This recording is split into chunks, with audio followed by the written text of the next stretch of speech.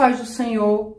A irmã Nora Menezes, ela me enviou uma mensagem dizendo assim: a paz, amada, Deus te chamou para pregar a verdade. Fale o que falar. As 10 virgens estavam parecidas, mas só 5 estavam preparadas. Só existe uma Bíblia e ela é a verdade. Existe o joio dentro das igrejas. Ore, Deus revela ainda hoje. Não deixe mais pessoas em dúvida. Deus é santo, santo. Sem santificação, ninguém verá a Deus. Amém. Concordo. Sem santificação, ninguém verá a Deus. Porém, irmãos, é muito bom a gente entender que a gente precisa procurar todas essas coisas, essas definições na palavra de Deus. O que é santificação, segundo a Bíblia? Como que nós fomos salvos? De onde vem a salvação? Como nós somos salvos? Então é muito bom a gente fazer esses estudos na Bíblia, porque veja bem, a nossa irmã ela diz: ore, Deus revela ainda hoje. Nós lidamos muito com revelações, nós estamos num grupo de cristãos que dá muita atenção a revelações, fala muito sobre revelações, conta muito revelações, tem muitas revelações. Ok, amém, sonhos, revelações, visões, tudo isso é bíblico. Porém, nós temos também que dar atenção à palavra de Deus. Aqui no comentário da minha irmã, ela diz que as 10 virgens estavam parecidas, mas só 5 estavam preparadas. Vamos entender do que a gente está falando. A minha irmã enviou para mim essa mensagem porque nós estávamos falando sobre adornos, brincos, pulseiras, colares, fivelas, broche, tudo o que se usa para se enfeitar uma mulher entra nisso aí. Então nós estávamos falando sobre isso. Então eu queria examinar com você essa passagem aqui a qual a minha irmã Nora Menezes fez referência. Aliás, estou falando o seu nome com muito respeito, viu, irmã Nora? Quando eu digo que eu falo sobre esses assuntos, que eu reflito, é porque realmente eu só reflito. Eu nunca bato um martelo, não quero enfiar a minha opinião dentro da goela de ninguém, de jeito nenhum. Quem me conhece sabe que eu não sou assim. Eu só gosto de refletir, tá bom? É muito bom a gente pesquisar, a gente pegar um assunto e ir atrás de pesquisar, ver outras opiniões, não é verdade? Pois é. Então vamos fazer isso hoje, porque a nossa irmã ela falou sobre revelação, mas ela também disse que só existe uma Bíblia e essa Bíblia é a verdade. Então, já que só existe uma Bíblia e a Bíblia é a verdade, segundo as palavras da irmã Nora, vamos então para a Bíblia, né? Vamos ver se essa passagem que ela usou, com essa passagem, ela pode defender que é pecado usar adornos, brincos, pulseiras, enfim, como eu já falei. Gente, vocês podem perceber, ó, que eu não uso nada. E não é porque eu tô aqui na câmera não, tá? No meu dia a dia eu já não uso nada. Eu não uso pulseira, eu não uso brinco. Isso aqui é um prendedor de cabelo, tá bom? Ó, ando com ele assim porque às vezes quando faz calor eu vou lá e amarro. Tá aqui porque já é hábito. Mas eu não uso nada. Mas nem por isso eu acho que isso leva alguém ao inferno. Eu falo muito isso nos meus vídeos. E quando eu vou comparar essas questões com a Bíblia, gente, mais eu percebo que nós precisamos examinar as Escrituras e estudar, certo? Então vamos fazer isso aqui, mais uma vez. A irmã Nora Menezes diz que as 10 virgens estavam parecidas, mas só 5 estavam preparadas. Esclarecendo, ela está querendo dizer que as irmãs que estão dentro da igreja usando brinco, cordão, pulseira, anel, fivela, broche, seja lá o que for. Tem irmãs que dizem que não pode usar nem cinto, não pode usar nem o chigolé, não pode usar nada. Tem umas que dizem que não pode usar nem a aliança. Eu já vi vídeos aqui na plataforma, gente. Algumas irmãs falando que não pode usar aliança, que a aliança é pecado. Relógio não pode usar porque é pecado. Então, assim, a lista de pecado é infinita, não pode nada. E aí a gente vai fazer o quê? Vamos recorrer à Bíblia, tá bom? Vamos fazer uma comparação, vamos fazer um exame aqui pra gente ver se isso aqui que a irmã tá falando procede. Ela diz que não pode usar adorno, senão vai pro inferno. E ainda usou a passagem das 10 virgens, que as 10 virgens estavam parecidas. Será que ela estava falando de Aparência, gente, aparência é uma coisa que engana tanto. Você lembra do que o Senhor disse a Samuel sobre o rei Davi? Samuel, tu vê a aparência, o que está na tua frente, o que está diante dos teus olhos, porém eu vejo o coração. Isso nos diz muito sobre Deus. Que Deus, ele tem um olhar mais profundo, claro, ele nos vê, foi ele que nos fez, ele nos formou, ele nos teceu no ventre da nossa mãe, ele sabe quem nós somos, ele nos conhece mais do que nós mesmos e mais do que o nosso exterior, porque as pessoas só veem o nosso exterior, mas Deus conhece o nosso interior. Mas a irmã falou aqui de aparência, ela disse que as 10 virgens estavam muito parecidas. Será que ela acha que as 10 virgens era assim? 5 estavam sem adornos e 5 estavam com adornos? E porque as 5 virgens estavam com adornos, elas não subiram? Será que ela pensa que as 5 virgens que estavam de brincos, de pulseira ou de anel no nariz, porque as israelitas usavam anéis nos nariz? Pois é. Então será que ela pensa que as 5 virgens que não subiram foi porque elas estavam adornadas? Será que foi isso? Será que ela pensa assim? Não sei. A parábola das 10 virgens, pra gente resumir, né? Não vou ler aqui, senão vai ficar um vídeo muito longo, mas a parábola das 10 virgens fala sobre um casamento judaico, ok? A parábola das 10 virgens fala sobre um casamento judaico. Num casamento, gente, mesmo que não seja judaico, seja aqui no Ocidente, todo mundo gosta de se enfeitar, ficar bonito e tal.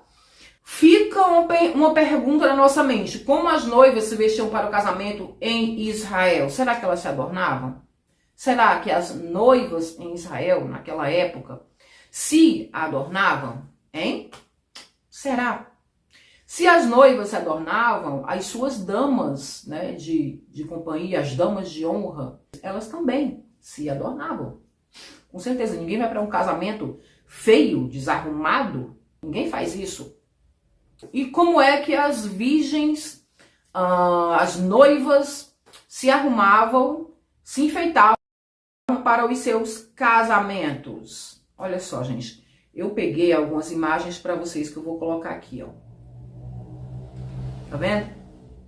São algumas imagens que eu encontrei de algumas noivas, como elas se vestiam para os seus casamentos. Então, quando nós vamos procurar essas imagens, gente, na internet, a gente encontra muitas matérias falando de judeus sefaraditas, judeus mizraim. Judeus sefaraditas são judeus provenientes da Península Ibérica, e judeus mizraí são judeus provenientes de países árabes. Ainda tem os judeus askenazi, enfim.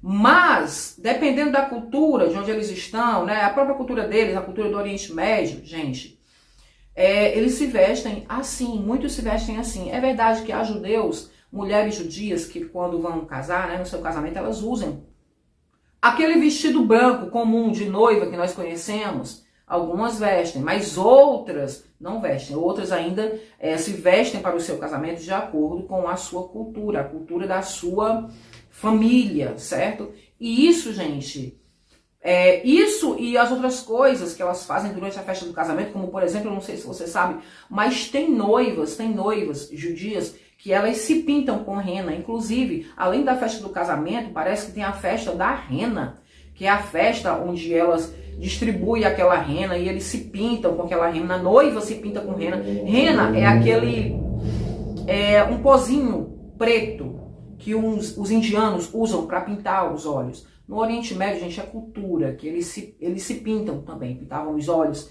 pintavam as mãos com a rena, aquele produto preto, aquele pozinho preto. Então, as noivas judias, elas se vestem assim, ó, pro casamento. Gente, é muito enfeite, vocês não acham, não? É muito enfeite, pois é. Elas se enfeitam bastante. E se as noivas se enfeitam bastante, se arrumam, elas também não permitiriam que suas damas de companhia não se arrumassem, não se enfeitassem para uma ocasião tão importante nas suas vidas. Vocês concordam que todo mundo vai arrumado para um casamento? Pois é. Para eles não é diferente, gente. E naquela época, vamos supor, naquela época em que Jesus contou essa parábola, não era diferente. As mulheres se arrumavam, as mulheres se enfeitavam muito, se enfeitavam muito. Inclusive, eu digo que quando Paulo e Pedro falavam sobre o enfeite das mulheres, eles falavam para que as mulheres fossem mais acomedidas, não se enfeitassem tanto, porque elas se enfeitavam muito. O que é, gente, um brinquinho de orelha, uma pérolazinha, para quem usa, né? Comparado com isso aqui, ó. O que é uma pérolazinha comparado com isso aqui? Olha, gente, é muito enfeite, é muito enfeite. Então, a minha irmã Nora Menezes, ela citou a parábola das 10 virgens para dizer que as mulheres que se enfeitam, usam adornos, usam qualquer tipo de enfeite, vão ser deixadas para trás, como as 5 virgens foram. Porém, será que é isso que a parábola diz? Pensa comigo. Será que a parábola diz assim claramente que qualquer mulher que esteja enfeitada não vai entrar no céu? Gente, mais uma vez, eu não sou contra essa doutrina, eu não uso nada. Ó. Eu não sou de sã doutrina, mas eu não gosto de adorno, também não uso. Não uso. Só que, às vezes, a gente escuta as irmãs falando algumas coisas que, gente, a gente percebe a discrepância. Eu não vou contra a sã doutrina. Pelo amor de Deus, não diga isso. Eu não estou contra a sã doutrina. Eu não estou querendo incentivar ninguém aqui a usar nada. Eu não estou querendo lançar ninguém no inferno. Pelo amor de Deus, não venha me fazer de Satanás aqui, tá bom? Mas a gente precisa, pelo menos, né? Aliás, você precisa, pelo menos, defender o seu argumento com a passagem certa. E eu acho que a minha irmã não usou a passagem certa para defender o argumento dela, a teoria dela de que as mulheres que usam enfeites vão para o inferno. Ela falou da parábola das 10 virgens, né? E ela disse que só as virgens que elas estavam todas parecidas, mas só 5 que subiram. Parecida, gente, essa palavra parecida, parecidas, fala de aparência. Mas eu acho que a parábola, ela não trata disso, é algo mais profundo, a mim parece. Não sei se vocês vão entender assim ou vão me entender, mas veja bem. A parábola das 10 virgens, gente, como eu já disse, ela fala de um casamento judaico. E a parábola das 10 virgens, ela nos diz que as virgens que não entraram para as bodas foi porque não havia azeite em suas vasilhas. A parábola, ela nos ensina isso, sobre a falta de azeite. Ela nos ensina sobre a vigilância, né? Para a vinda do noivo, a vigilância, e atentar sobre o azeite, que quando o noivo chegar, nós temos que ter azeite na nossa lamparina. Mas que azeite é esse, gente? O que significa esse azeite? Porque a parábola, ela é reveladora. Ela nos dá uma informação muito importante. Isso sim, essa informação sim é importante, porque ela vai nos falar que há a diferença daquelas que entraram e daquelas que não entraram. Ou seja, é importante, você deve atentar. Existe um motivo pelo qual aquelas 5 virgens não entraram. E a própria parábola já diz o que é. O que foi? O que fez a diferença ali? O azeite. A falta de azeite. Não era nada sobre a aparência delas, porque elas estavam parecidas com alguma coisa ou desparecida. Não. A parábola diz que foi a falta do azeite que fez com que aquelas 5 virgens imprudentes não entrassem para as bodas. E o que significa esse azeite? O que quer dizer azeite, gente? O azeite, eu deixei já preparado aqui para não perder tempo, não ficar conjecturando muito. Gente, o azeite é considerado um símbolo santo na Bíblia, um símbolo que representa a unção do próprio Espírito Santo. Na Bíblia, quando você vai ler a Bíblia, você vai perceber que o óleo ele foi utilizado para curas, milagres e manifestações de fé diversas, ok?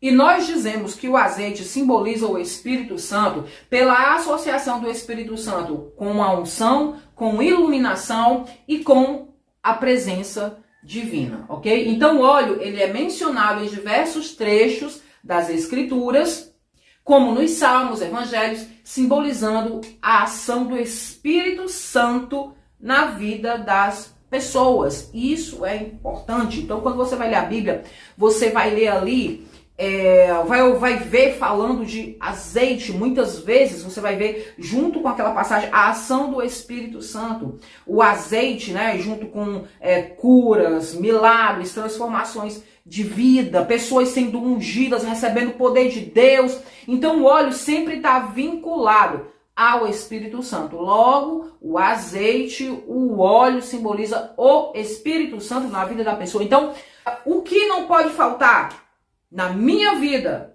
para eu não perder as bodas, para eu não deixar de entrar nas bodas do Cordeiro, gente? O que a Bíblia está querendo me dizer com isso? O que não pode faltar na minha vida? Gente, não pode faltar na minha vida não é uma aparência santa. O que não pode faltar na minha vida é algo mais importante. É o Espírito Santo de Deus. Aí você vai me dizer, irmã Ângela, mas isso aí que você falou não me convenceu não, de que o óleo é o Espírito Santo e que o óleo nas vasilhas das 5 virgens imprudentes é o Espírito Santo, que elas deixaram de entrar para as bodas pela falta do Espírito Santo. Isso a parábola já diz, né? Foi a falta do óleo realmente, elas se desesperaram. Na hora H elas pediram que as virgens prudentes que tinham óleo repartissem com elas, mas as virgens prudentes não quiseram, porque se tivessem repartido o óleo ia acabar. Gente, o óleo era aquilo que fazia a lamparina ficar acesa. E à medida que a lamparina vai queimando, vai consumindo aquele óleo, certo? Então, naquela altura, o noivo não tinha chegado. Havia tido o anúncio, o noivo está chegando. Então, ele ainda estava chegando. Ok? Mas o óleo poderia acabar, se elas tivessem dividido, poderia acabar até ele chegar. Então elas não quiseram correr o risco disso acontecer, e elas também não entraram. Então elas disseram, vão atrás do óleo, vão vocês comprar para vocês. Vão comprar para vocês. Então o óleo era importante. É importante. E foi por isso que as virgens imprudentes não entraram para as bodas, pela falta do óleo. Eu separei algumas passagens bíblicas aqui para corroborar com isso que eu falei sobre o Espírito Santo. Então vamos ler Efésios capítulo 1, do versículo 13 até ao 14. Acompanhe aí comigo na sua Bíblia. Efésios 1:13 diz assim: em quem também vós estáis, depois que ouvistes a palavra da verdade, o evangelho da vossa salvação. E tendo nele também crido, foste selado com o Espírito Santo da promessa, o qual é o penhor da nossa herança para a redenção da possessão adquirida, para louvor da sua glória. O que isso aqui quer dizer, gente? O que isso aqui quer dizer? Que o Espírito Santo, ele nos selou, nós fomos selados com o Espírito Santo da promessa, depois que nós cremos. Olha, o versículo 13 começa dizendo que nós estamos em Cristo, fala de Cristo e diz, Cristo em quem vós estáis, ou seja, vocês estão em Cristo. E tendo nele crido, depois, primeiro vocês creram, depois vocês foram selados com o Espírito Santo da promessa. Olha só, selados, marcados, selo é uma marca, gente. Selo é uma marca de propriedade. Aí o versículo 14 diz que o Espírito Santo é o penhor da nossa herança para a redenção da possessão adquirida, para louvor da sua glória. Então veja bem, o versículo 14 diz que o Espírito Santo é o penhor da nossa herança para a redenção da possessão adquirida. Que possessão adquirida é essa? Nós somos apóstolos do Senhor, certo? E o Espírito Santo é o penhor da herança da redenção, ou seja, aqueles que estão marcados, selados pelo Espírito Santo, esses estão com a marca de Deus para serem salvos, para serem arrebatados. Certo? O Espírito Santo, ele é o penhor. O que é penhor, gente? É a garantia. O noivo, quando vem, faz o acordo com a sua noiva e depois vai. Pelo menos no casamento judaico era assim, gente. A cultura de Israel. Porque Jesus falou sobre aquela parábola, porque ele falou daquela cultura. Jesus é judeu. Certo? A Bíblia diz, a salvação vem dos judeus. Salvação é Jesus, Yeshua. Yeshua quer dizer salvação. Ele veio dos judeus. Então ele estava inserido naquela cultura, cresceu naquela cultura. Falava parábolas sobre aquela cultura, porque era a cultura dele, gente. Então, Jesus falando sobre o casamento, certo? Judaico, o casamento judaico era assim, você tem que entender como é que era. O noivo vinha, falava com o pai, acertava o casamento e deixava presentes com a noiva. Então, aquele era o penhor, Era o penhor. O que é penhor? Penhor é uma garantia, uma certeza de que o noivo vai embora, vai preparar a casa, preparar o lugar para eles morarem. E depois, quando ele terminar de construir a casa, ele vem. E não existe data marcada para isso. Era quando ele conseguisse terminar, dependia das posses dele, certo? Mas enquanto ele não vinha, ele deixava um dote, deixava joias, deixava alguma coisa, alguma garantia de que ele iria voltar. Algo que dava a certeza à noiva e ao pai da noiva de que ele iria voltar, iria cumprir a palavra dele de que voltaria para buscar a sua noiva. Poderia ser a qualquer momento. Então, esse penhor que nós temos, que o nosso noivo foi, prometeu que voltaria, o penhor que ele deixou conosco, qual foi? O Espírito Santo de Deus. Aqui, essa passagem de Efésios está dizendo isso. Leia. Que o Espírito Santo, ele é o penhor, é a garantia, foi o que o Senhor deixou para nós, conosco, né, para nos provar que ele voltará. E se a Bíblia diz que o Espírito Santo é um selo, é uma marca, logo eu entendo que se eu não tiver essa marca, que é o Espírito Santo, este selo, eu não vou entrar para as bodas, como aquelas virgens imprudentes que estavam sem o azeite, sem o óleo, ou seja, sem o Espírito Santo. 2 Coríntios, capítulo 1, versículo 22. Na verdade, eu vou ler a partir do 20 para melhorar nossa compreensão, tá bom? 2 Coríntios, capítulo 1, a partir do versículo 20, diz assim: porque todas quantas promessas há de Deus são nele sim, e por ele o amém, para a glória de Deus por nós. Mas o que confirma convosco em Cristo e o que nos ungiu é Deus, o qual também nos selou e deu o penhor do Espírito Santo em nossos corações. Olha aqui a confirmação. Chamando o Espírito Santo de penhor e de selo, novamente, dizendo que o próprio Deus nos ungiu, nos dando o Espírito Santo, nos marcando com o Espírito Santo. Portanto, meus irmãos, olha só a importância de nós examinarmos as escrituras, as passagens bíblicas, antes de nós usarmos essas passagens para tentar ratificar a nossa opinião. A nossa irmã aqui, ela vem dizer, as 10 virgens estavam parecidas, mas só 5 estavam preparadas. A palavra do Senhor diz que aquelas que estavam preparadas é porque tinham azeite em suas lamparinas. Então, gente, ter o Espírito Santo, ter essa marca da promessa, é algo mais profundo do que uma aparência. A aparência é uma coisa rasa, né? Então a gente não deve julgar as pessoas pelo que a gente está vendo.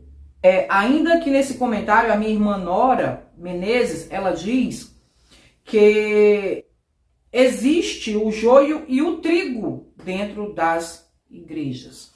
E como nós estamos falando de usos e costumes, né? O vídeo no qual ela comentou estava falando sobre isso, sobre uso, costume, sobre adorno, sobre enfeite, essas coisas que fazem parte do nosso exterior.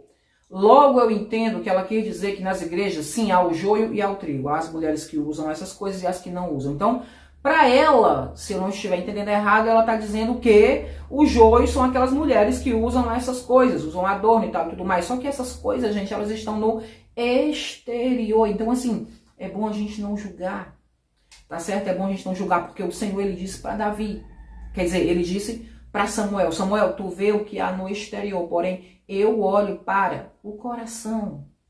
Olha só, gente. Que coisa interessante. Olha só, isso é uma advertência para nós, ok? Então a gente não tem que estar julgando as pessoas. É como eu já falei, se você olhar para mim, eu também não gosto de muita coisa, eu não uso essas coisas, mas eu também não fico julgando as pessoas. Eu não fico chamando de joio quem usa essas coisas. Isso é falta de amor, gente. Tem irmãs que enviam comentários para mim que vocês nem imaginam.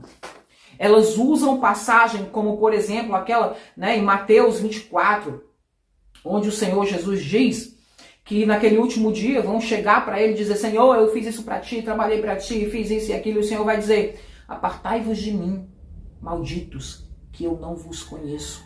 Então as irmãs chegam comentando, dizendo que o Senhor vai dizer isso para aquelas mulheres, para essas mulheres que usam essas coisas. E eu acho algo muito pesado. Outras vêm dizer da passagens onde Deus condena pecados abomináveis. Elas comparam o uso de um brinquinho com prós. Teve uma irmã que veio me falar Eu não posso falar a palavra aqui, não sei se você entendeu. Mas tem uma irmã que veio me falar sobre a Andressa Urach. Veio falar para mim sobre a Andressa Urach.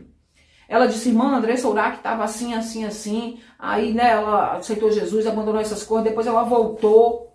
O problema da Andressa Urach não é um brinquinho, não, gente. É algo muito mais profundo do que isso. Ela voltou para aquela vida antiga e agora arrastou o filho também. E aí você vem comparar a vida da Andressa Urach com uma irmã que está dentro da igreja porque ela está usando um brinquinho. Aí diz que ela é tão abominável quanto a Andressa Urach. Não, gente, porque cá pra nós, né? Vamos combinar. A Andressa Urach está dizendo por aí que vai abrir uma igreja e tal e tudo mais. Mas a palavra do Senhor, ela diz assim, Deuteronômio, não haverá rameira entre os filhos de Israel. O que é rameira? Pois é a mulher de vida fácil. Gente, não querendo condenar ninguém. Eu não condeno nem a mulher que escolhe viver de vida fácil, porque a vida tá difícil. Eu não vou julgar ninguém. Na hora que o Senhor quiser libertar, Ele liberta. É o Espírito Santo quem convence do pecado, da justiça e do juízo. Entendeu? Mas fato é que a palavra de Deus diz, não haverá rameira entre os teus filhos, entre as tuas filhas, Israel. E também não me traga, tá lá em Deuteronômio 24, não me traga o salário, ou seja, o dízimo, nem nada, nem a oferta de rameira. E nem de sodomita, porque esses eu abomino, o próprio Deus falando, eu abomino. Esses dois, a rameira e o sodomita. Então a pessoa tem que abandonar o seu pecado, porque Deus odeia essa prática, ok?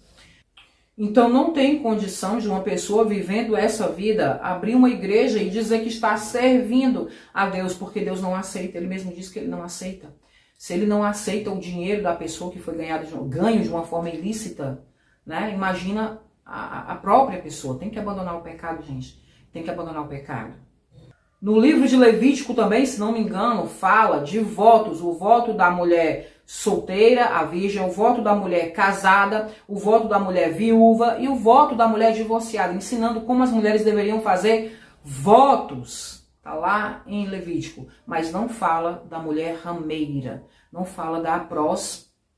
Por quê? Porque Deus não aceitava o voto dela, a oferta dela, certo? Porque era um dinheiro que vinha de uma forma que não agradava a Deus, vamos dizer assim, né? Então, gente, é isso. Aí não dá para você comparar uma mulher que está dentro da igreja, uma santa, uma serva de Deus, que está usando um brinquinho bem pequenininho de pérola. Você não pode comparar ela, gente, com a prática da Andressa Urach, pelo amor de Deus. É isso que as irmãs fazem quando elas mandam mensagens para mim. Sabe, elas dizem, elas comparam e dizem que as irmãs que estão usando essas coisas vão para o inferno. Entendeu? Então, gente, devagar, devagar. Há comparações e comparações. Para começo de conversa no Antigo Testamento, você não encontra no Antigo Testamento passagem nenhuma de Deus condenando a dor de ninguém. Quando você vai ler o contexto, você sempre vai ver Deus condenando a prática de vida da pessoa. E juntamente com aquilo ele condena os adornos, mas nunca só os adornos. Entendeu? Nunca é só por causa dos adornos. Geralmente é a maldade no coração da pessoa. Eram as injustiças sociais. Porque as pessoas se apegavam àqueles adornos, às vezes eram joias caras. E, por exemplo, quando eram reis e rainhas, deixavam de cuidar do povo, atender os órfãos, as viúvas, como tinha que ser, para atender aos seus próprios desejos. A gente encontra isso em muitos livros, gente, muitas vezes na Bíblia. Aí as pessoas vão lá e falam só das joias, mas não vê o que está por trás, não vê o contexto, não vê do que é que Deus está falando realmente.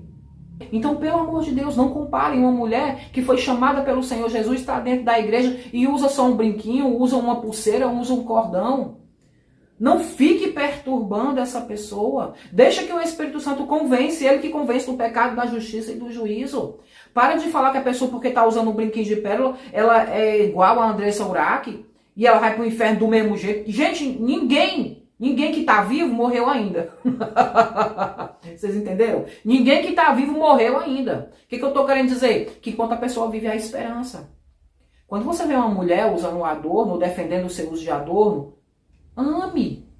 Fique amiga dela, seja irmã, ame. Deixe desse negócio de falar que todo mundo vai para o inferno, porque a pessoa não vai para o inferno, ela está viva. Ela está viva ainda. Enquanto ela está viva, o Senhor pode convencer ela daquilo que é necessário. Não precisa você ficar no pé da pessoa o tempo todo, não. Deus vai convencer a pessoa daquilo que é necessário que ela faça. Entendeu? E vamos parar com esse negócio de dizer que é salvação. Não é salvação. A salvação é através de Jesus. A palavra do Senhor diz, quem crê e for batizado será salvo. Para ser salvo, é só crer em Jesus e ser batizado. O que foi que Paulo falou para o carcereiro? Quando o carcereiro perguntou, gente. Não, a gente precisa repetir isso. O carcereiro perguntou, homens, irmãos, o que eu preciso fazer para ser salvo? O que foi que Paulo falou? Crê em Jesus Cristo e será salvo tu e tua casa. Ele falou mais alguma coisa? Não. Perceba que quando o carcereiro perguntou, o que eu devo fazer? Deve ser, gente, porque naquela época eles tinham muitos deuses lá. E eles tinham que adorar esses deuses, fazendo sacrifícios, ofertas, muitas coisas assim. Por isso que ele perguntou. Ele usou o verbo fazer. Fazer é uma ação. O que eu devo fazer? Fazer. Qual a ação que eu tenho que fazer para ser salvo? Qual a ação que eu tenho que fazer para agradar esse Deus aí? E Paulo disse, nada. Só crê. Crê. Crê no Senhor Jesus e será salvo tu e a tua casa. Gente, que Deus maravilhoso. Sabia que muita gente não consegue digerir isso? É verdade. Paulo fala assim, nós pregamos a Cristo crucificado e ressurreto para a vida novamente. E para judeus e para gregos isso era escândalo. Por quê? Porque salvação, gente, vida eterna, tem que fazer muita coisa, tem que ser necessário fazer muita coisa, tem que ser necessário. A gente quer colocar a nossa mão. O que eu faço para ser salvo? Eu tenho que fazer, tem que ter a minha participação. E Paulo diz, não é você, é Jesus. Ele já fez. A sua parte agora é só crer. Creia nele. Crê no Senhor Jesus e será salvo tu e a tua casa. Olha que coisa maravilhosa. É pra gente pensar. Tudo que eu tô falando aqui, ó, é pra gente raciocinar, pra gente pensar. Tá bom? Não é pra confrontar ninguém, não é pra desfazer de crenças de ninguém, pelo amor de Deus. Mas, já que a irmã citou a Bíblia, ela disse, a Bíblia é a verdade, e pronto. Só existe uma verdade, que é a Bíblia, e pronto. Então, eu tô dentro da Bíblia. Estou citando aqui versículos bíblicos. Não vamos esquecer que obras, gente, lá em Efésios diz, a salvação não vem por obras, tá bom? Para que ninguém se glorie. Porque se eu pudesse produzir minha própria salvação, eu ia poder me vangloriar, mas eu não posso. Quem produziu minha salvação foi Cristo. Aí depois ela vem dizer, falar das obras. As obras Deus criou para que os santos andassem nela. Então primeiro você é salvo, depois você pratica as boas obras. Porque um santo, uma pessoa boa, pratica boas obras. Só pode sair coisa boa de um santo. Eu só posso produzir coisa boa depois que eu fui salvo, depois que eu conhecer a Cristo, depois que Ele me transformou. Mas isso é consequência. Santidade é consequência da salvação, vem depois da salvação. Não tem nada que eu faça para ganhar minha salvação. Tá entendendo? Não é deixar de usar um brinco, botar uma saia comprida que vai me fazer ser salvo. Não. Salvação não é por obras, não é nada que eu faço. O que eu preciso fazer para ser salvo? Crer no Senhor Jesus e será salvo tu e a tua casa. E é isso, gente. Eu quero ficar por aqui dizendo para vocês que esse é o novo canal. Não é o Maranata, mas aqui é as Palmeiras de Débora. Um canal que eu abri para que eu pudesse me comunicar melhor com vocês, tá certo? E Deus abençoe e fiquem com Deus em nome de Jesus. Vamos pensar, pensar.